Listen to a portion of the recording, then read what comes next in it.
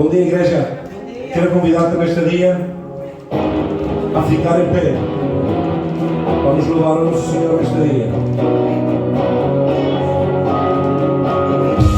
Eu acredito que o amor dele é um amor fiel, é um amor que não falha. E que Ele é Deus, que não demora, que nunca chega tarde. Mas sempre chega quando tem que chegar.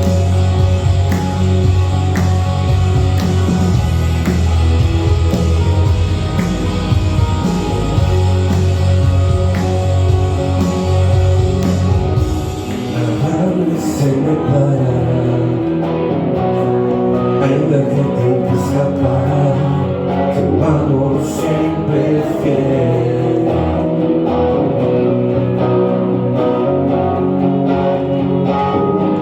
Perfeito sei quem eu sou, mas não vale tua oportunidade, teu amor sempre é fiel.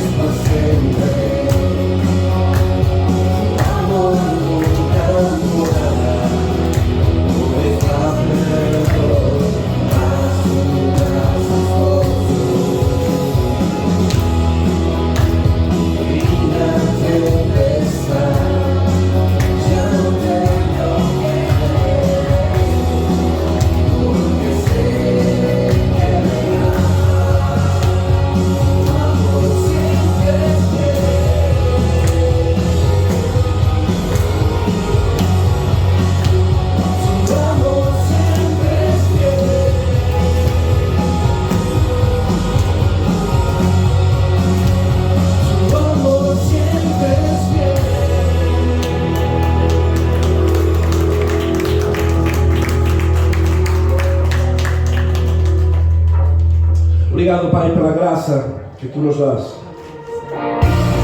Vamos cantar um bocadinho. A Sua graça é sublime. A Sua graça é perfeita. O Seu amor é perfeito.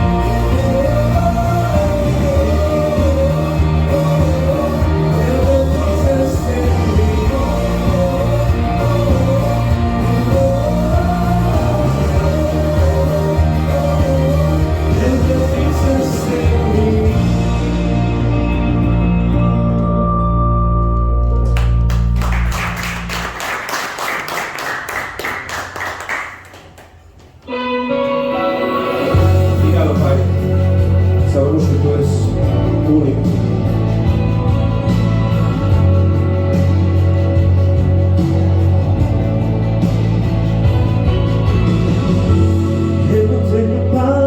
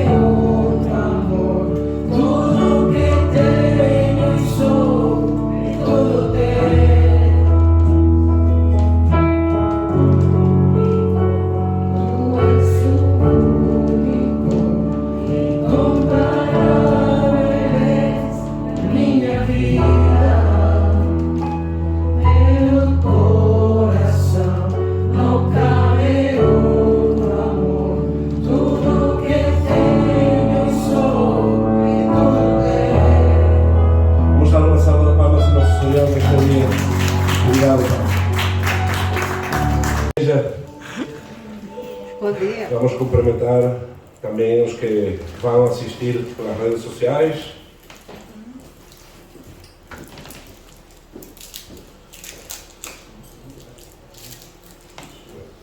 Okay. 2.617 vezes. Vou repetir o número. 2.617 vezes. Essa é a quantidade promédio que um ser humano mexe no ecrã do seu telemóvel cada dia, em promédio.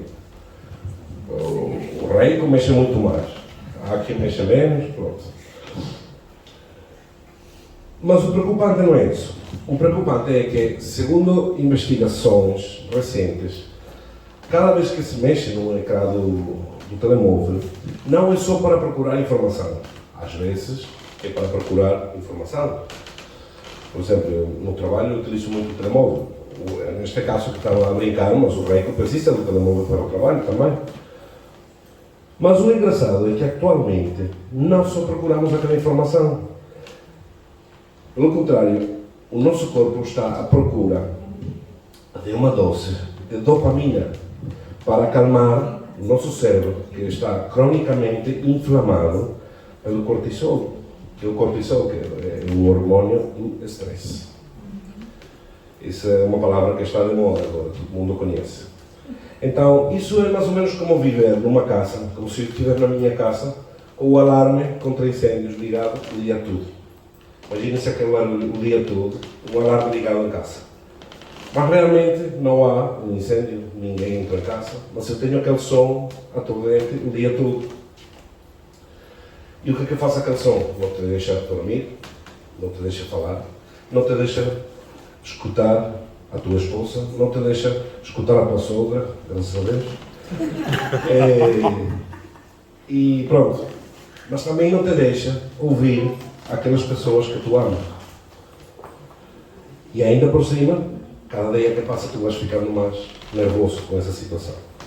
É mais ou menos igual ao que acontece com o telemóvel. O teu corpo internamente está a gritar perigo, quando realmente tu deverias estar a descansar, se calhar nessa hora. Então, se disse que nós vivemos agora na era da atenção sequestrada. E como é isso? Que nós estamos a colocar a nossa atenção no lugar errado, mas não por vontade própria, sino que tive um sequestro da nossa atenção inconscientemente.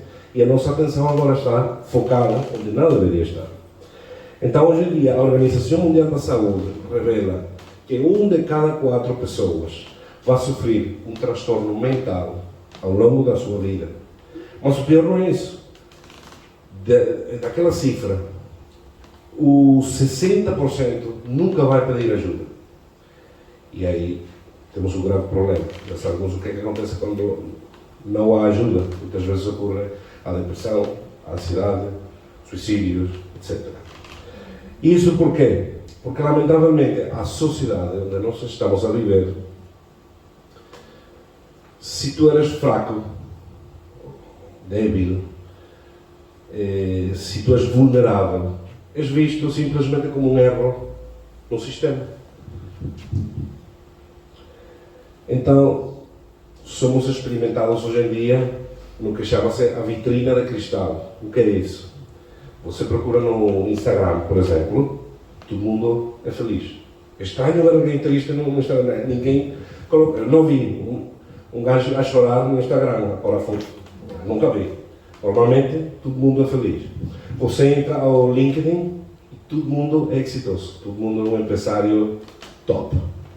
Entra no TikTok e todo mundo é, entre aspas, um palhaço. Todo mundo faz rir a todo mundo está feliz, todo mundo está contente. Se você entra em X, que é o antigo Twitter, todo mundo é corajoso. Todo mundo está mandando bocas para o Trump o dia todo, para o Albuquerque, para o outro. Aí todo mundo é corajoso. Mas o que é que acontece? Que as estadísticas não aumentam. E o uso excessivo das redes sociais nos últimos anos tem disparado os ataques de pânico, ansiedade e depressão em mais de 70% em jovens e adultos nas últimas décadas. Por quê? Porque inconscientemente o que nós fazemos é comparar o nosso trás das câmaras, que são as nossas dúvidas, as nossas dívidas, os nossos medos. Comparamos com o quê? Com os melhores momentos dos outros. Certeza que quase todos aqui já foram comparados com alguém, ou se calhar tu próprio te comparaste com alguém no Instagram, que tu disse, olha, este tem a mesma idade do que eu, estudamos na mesma escola, e olha como ele está de bom e eu estou aqui tudo lixado. Então, temos criado um mundo onde é mais fácil editar uma fotografia do que sarar um coração, com pedir perdão, por exemplo. E, entretanto, o nosso ecrã está a brilhar sempre com filtro, mas a nossa vida, ou nós, nos sentimos insuficientes. Então vamos falar hoje, não das redes sociais, vamos falar de uma nova série que chama-se Perfis. E vamos falar da primeira parte, que chama-se Por Trás do Sorriso. Por quê? Porque há uma coisa no algoritmo das redes sociais que aquele algoritmo não consegue detectar. Mas o Deus conhece perfeitamente isso, que é a tua verdadeira identidade. Então, para tentar perceber o que acontece hoje, vamos falar um pedacinho de um homem que viveu muitos milhares de anos atrás.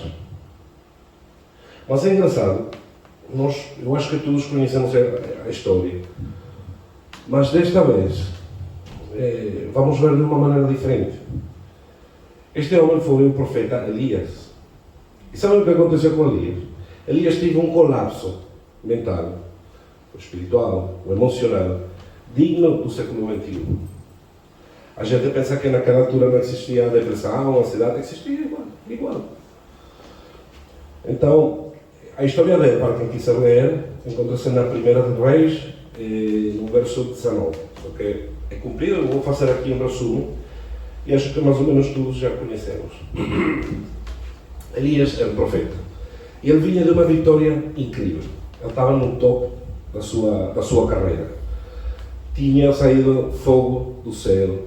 Ele tinha derrotado sozinho a mais de 450 profetas do Baal, que era um deus pagano. Ele estava no topo da sua carreira. Veja, se Elias tivesse naquela altura um Instagram, aquele dia, ele ganhava fácil 1 milhão de seguidores. Naquele dia. Você sabe o que é assassinar 450 pessoas você só? É praticamente impossível. E Elias tinha conseguido. Mas aconteceu uma coisa, que é o que podemos comparar com as redes sociais. Ele tinha aquele tudo e recebeu uma ameaça só, da rainha Jezabel. E uma só notificação que chegou ao telemóvel de Elias fez que ele colapsara por completo. Uma só. Ele tinha 1 milhão de coisas boas. Apareceu uma, colapsou. A Bíblia diz que Elias, olhando aquele perigo, o que é que ele fez? Levantou para fugir. E tanto era o seu estresse, a sua ansiedade, o que for. Imagine você, para tentar escapar de algo, você vai fugir para o deserto. Eu não sei o que é pior, se é a situação ou o deserto. Mas imaginem o desesperado que ele preferiu ir para o deserto. E não só isso. Quando ele chegou ao deserto, ele sentou-se e ele pediu a Deus morrer. Isso é ansiedade, é depressão. Mas o mais impressionante disto, que o colapso do profeta Elias não foi por falta de fé, porque ele tinha fé. Foi por algo que chama-se esgotamento espiritual, esgotamento emocional, esgotamento humano, é normal. E o Elias não se quebrou só pelaquela ameaça da rainha Jezabel, sino que ele rompeu-se porque ele já vinha carregando com o peso de quê? De que ele pensava que ele era o único fiel de Deus que ficava na terra. Ele tinha em cima dele o peso das expectativas de que ser o único fiel e de que ele queria ser perfeito para Deus. E chegou um dia que Elias disse: eu não posso processar mais isto. E então é aí quando o medo toma o controle. Então muitos acreditam que o colapso mental de Elias foi por medo à rainha Jezabel. Ela era muito má também.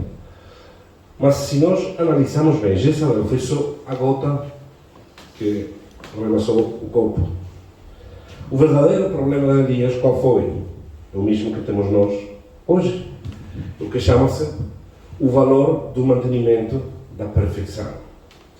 O que é isso? Que o nosso cérebro não distingue de uma ameaça real e de uma imaginária. Eu vou por um exemplo. Se você encontra um leão de frente, vai sentir medo. Normalmente sentimos medo. Eu penso que o Aaron, que está acostumado a andar a 300 km por hora numa moto, vê um leão e é qualquer coisa. Mas o normal é ter medo. E há pessoas, por exemplo, que são claustrofóbicas. E eu já vi pessoas claustrofóbicas a sofrer. Parecia que tiveram um leão na frente. E não há nada. Simplesmente. É tudo imaginário. Está tudo na mente. Então, isso que estamos falando é isso, que o cérebro não distingue de uma ameaça real do que uma imaginária. Em ambos casos, o cérebro e o corpo atuam da mesma maneira. E então Elias fala com Deus e diz a Deus: Deus, já não aguento mais. Tira a minha vida. Porque eu não sou melhor do que os meus antepassados. E aí, este é o problema. A comparação. Elias estava-se a comparar com um patamar que ele não conseguia atingir, simplesmente.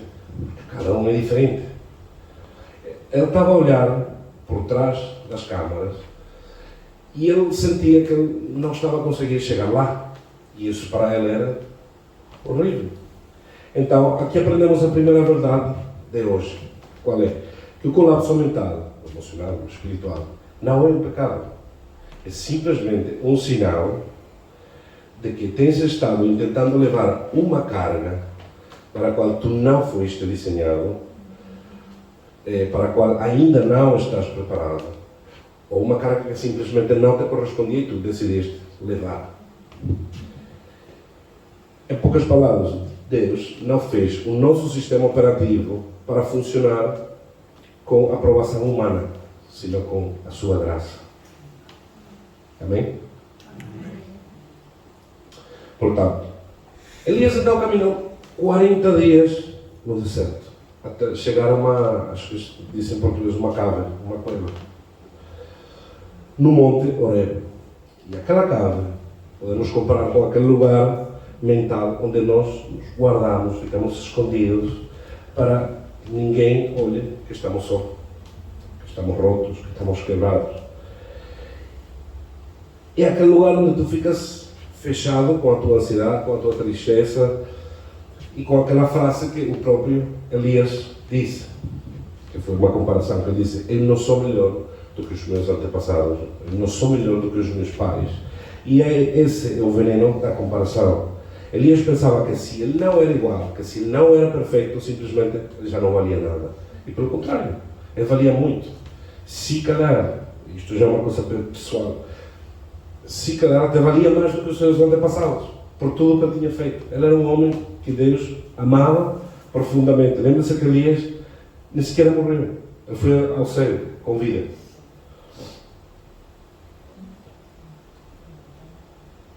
Então Elias nesse momento está no lugar mais escuro da sua mente, no buraco maior onde ele podia cair.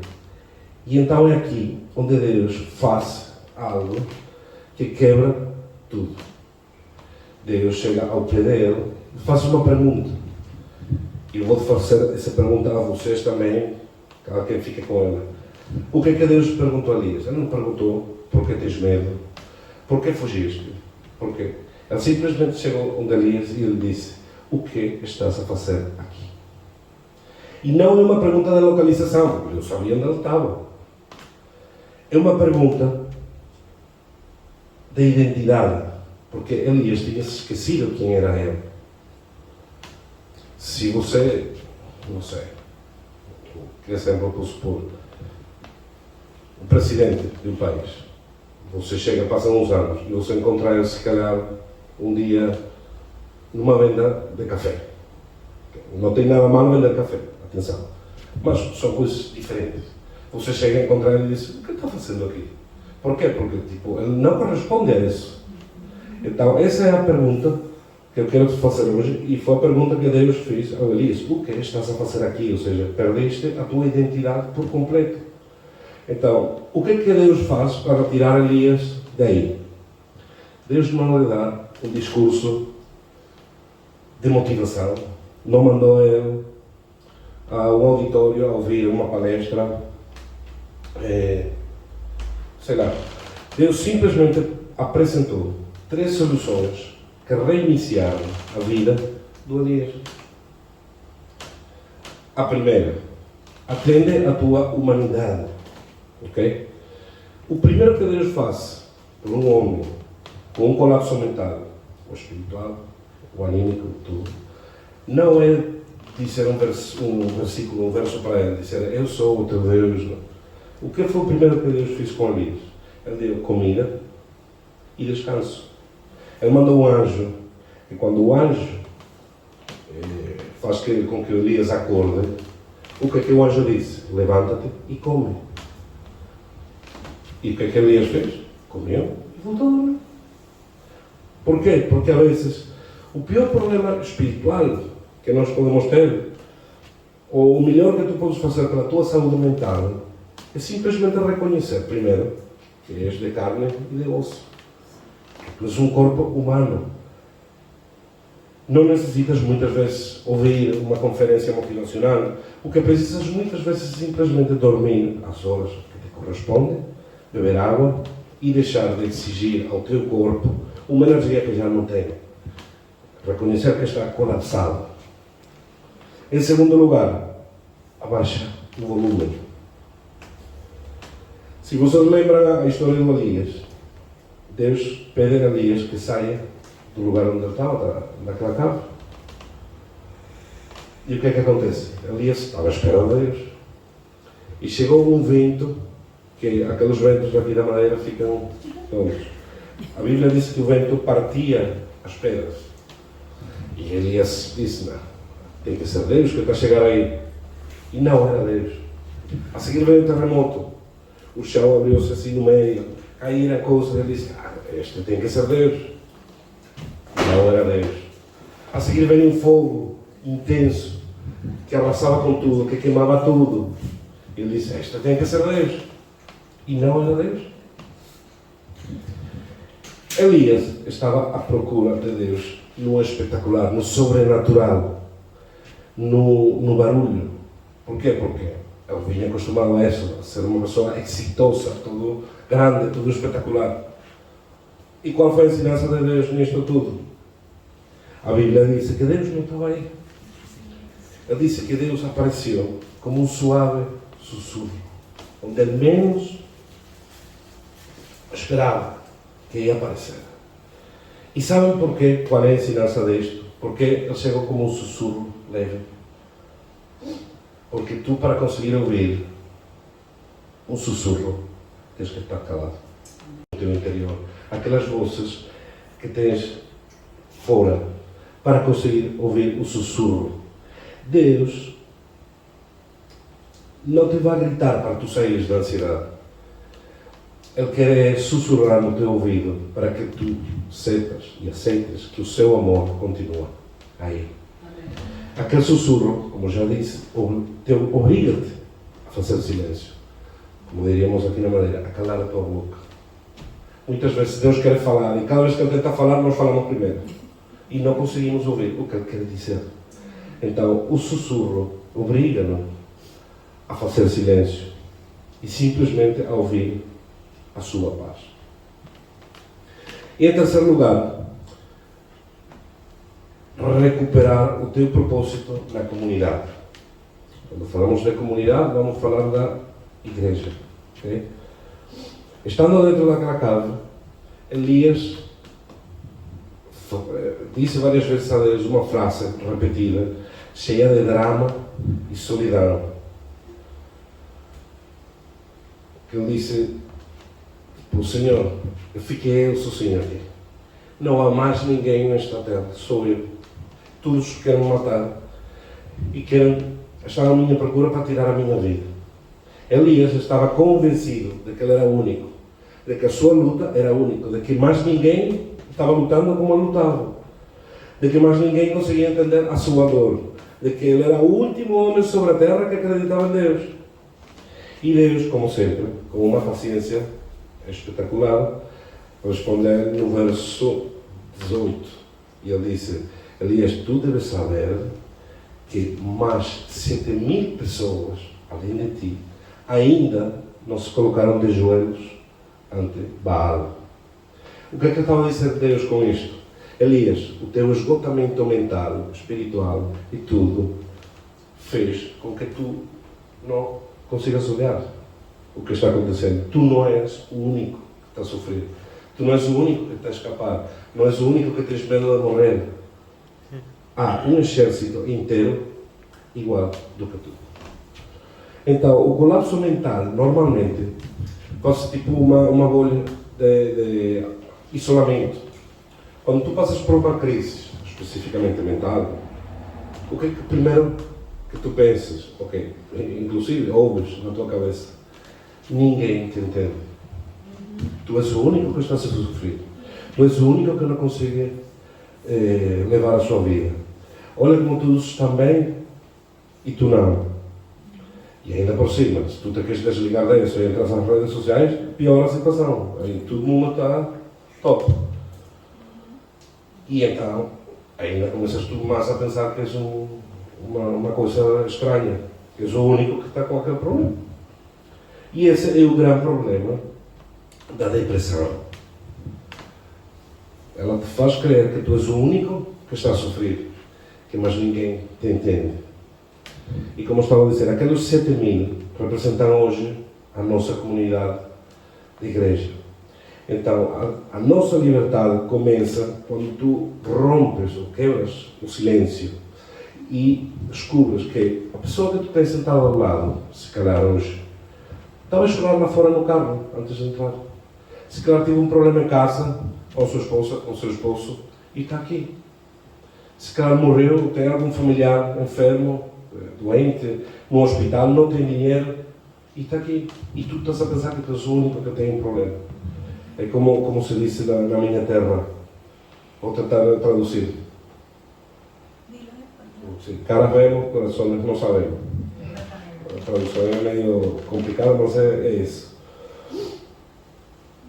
Então, nós não fomos desenhados para carregar o mundo nas nossas costas só. A solução de Deus para a nossa crise vai ser sempre incluir e relembrar-te que tu és parte de um corpo que te vai sostener quando as tuas forças acabam.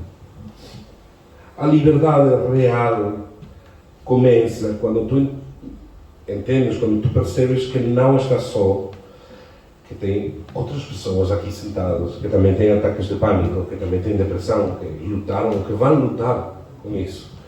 E que também sentem que são insuficientes. E a solução de Deus é simplesmente relembrar-te que tu és parte de um corpo que te sustém quando tu já não consegues caminhar. Então, hoje, Deus não te vai julgar por tu estar naquele lugar. Eu trouxe aqui, neste dia, para dar-te o comer, para o teu cansaço espiritual, para te sussurrar a sua paz no teu ouvido e para te mostrar que tens uma família para a tua solidão. Porque lembra, Deus não quer a tua versão editada. Okay? Ele ama a tua versão real e Ele quer sará-la. Então, hoje começamos falando das vezes que tocamos o ecrã do telemóvel, procurando muitas vezes uma aprovação que a nossa alma fica vazia. E falamos de como temos construído uma arquitetura de colapso, intentando que ninguém veja as nossas fendas.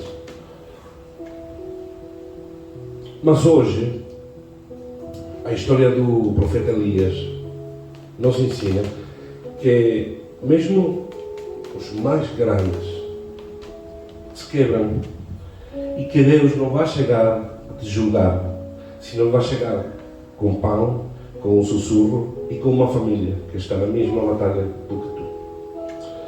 O reto neste dia é simples, mas requer a tua valentia, obviamente. Temos que deixar de fingir, deixar de gastar energia editando uma vida que Deus não lhe interessa. Deus interessa a tua vida, o teu coração tal e como és. E Deus se rehúsa a deixar-te. Se calhar sentes hoje que o alarme da tua ansiedade não te deixa dormir, ou simplesmente estás cansado de sorrir para a foto, para a fotografia, enquanto por dentro estás derrumbado. Nesta igreja, que bem, não é uma igreja perfeita, procuramos pessoas reais, procuramos pessoas que precisem de oração, que precisem de ajuda. Às vezes te dizem, tu achas que tu és mais santo do que os outros porque vais à igreja os domingos. Não, é pior, é tudo o contrário. Eu estou tão doente que eu preciso ir todos os domingos para ser melhor, para ficar bem, para sarar o meu coração e as minhas feridas. Então a nossa liberdade começa onde termina a nossa necessidade de fingir que estamos bem. Hoje não venimos a uma igreja perfeita, como estava a dizer. Vemos simplesmente a uma família que reconhece que está quebrada, mas que temos a certeza que há alguém que consegue restaurar. Porque lembramos isto, o Deus, Jesus, já olhou para nós sem filtros. E aún assim, Ele decidiu morrer na cruz por ti e por mim. Então não tens nada que ocultar, nada que esconder, Ele já te conhece. E já para terminar, vamos fechar com uma invitação, um convite importante que já se fez na história da humanidade. Não é um tutorial de autoajuda, é simplesmente a voz do teu Criador chamando-te por outro nome. E Jesus disse em Mateus 11:28: venham a mim os que estejam cansados, que eu vou dar descanso a vocês. Eu vou tirar aquela carga e vamos receber descanso. Aquela cave, aquele lugar, aquele espaço fica vazia e o teu coração deveria ficar cheio da paz dele. Porque Deus não procura uma versão editada nossa. Ele ama-te assim como tu és, na tua versão real, e quer sarar a tua vida e o teu coração. É uma alegria realmente estar em casa e saber que somos livres. Saber que temos um Pai que morreu por nós na cruz para dar salvação. Obrigado, Pai, por este dia. Vamos fechar os nossos olhos. Obrigado por este dia, por tudo o que tens feito nas nossas vidas,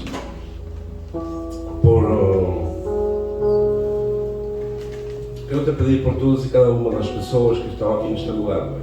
Por todos e cada um que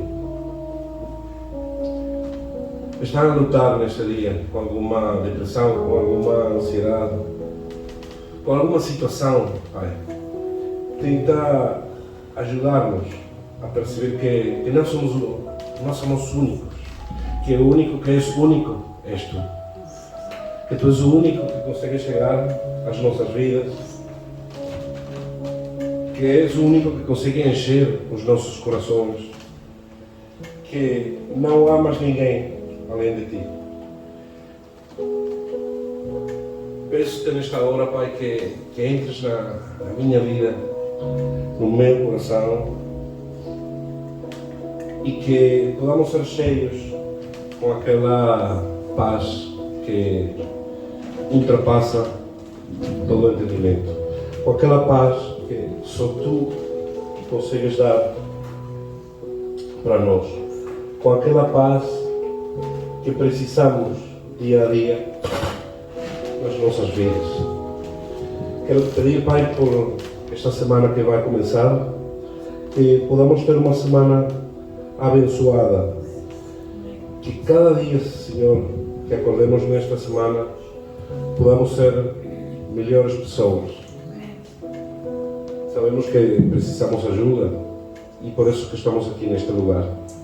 Sabemos que precisamos de Ti e por isso continuamos a vir a este lugar. Agradecemos isto, pedimos isto no nome do Pai, do Filho e do Espírito Santo e no nome do seu Filho que é sobre todo o nome. Amém. Vamos ficar em pé, vamos cantar mais uma vez, vamos fechar o dia com alegria para o Senhor.